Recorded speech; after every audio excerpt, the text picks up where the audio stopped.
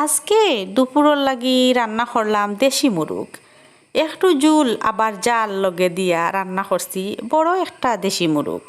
দেশি মুরগ আপনারা দেখুন যেন জুল দিয়া রান্না করলে জাল দিতে হয়, জাল না দিলে মজা লাগে না। আর আমি একটু স্পাইসি এমনিতেও পছন্দ করি, আর এমনিতে এখন তো আবার একটু পাতলা তরকারি খাই, পাতলা জুল দিয়া খাই আর কি। কারণ আমি তো একটু বুনা বানা খাইতে পছন্দ করতাম, বাট এখন আমার খাওয়া লাগে, শরীরের লাগি উপকারের লাগে বেশি বুনা খাইতে চাই না আর কি। জানে হয় ইচ্ছা করে, জানে চাই, বাট ওলা রান্না করি আর কি। তো আজকে দুপুরের লাগি দেশি মুরগর একটু চামড়া উমড়া লগে রাখছি, আবার রাখছিও না, ওলা উঠাইয়া আর কি টেং টুং সকলতা দিয়া গলা গিলা দিয়া এখানো রান্না করে লাইছি। আর মজা হয়েছিল, জাল হয়েছে, জাল জাল একটু ওইলে আর কি দেশি মুরগ খাইতে মজা লাগে।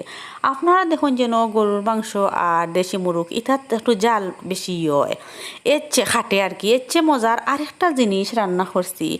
ইনো বড় বড় ট্যাংরা মাছ রে ফ্রাই করিয়া আর লেবুর রস দিয়া একটা টক রান্না করছি। একটা যে কত মজা হয়েছে আপনারা বুঝতে পারতা না যদি না খাইন।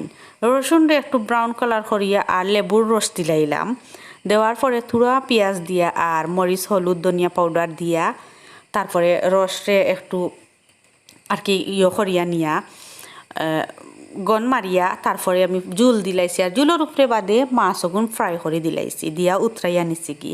ধনিয়া পাতা আনছি না, গার্ডেনও আছে, বাট আনলে আরও মজা লাগতো। আর ইনো ডিম সিদ্ধ আছিল, সকালকুর ডিম সিদ্ধ খাইছইন রইছে, পরে ভাল লাগবো যার খাইবা, যার ভাল লাগতো না থাকবো।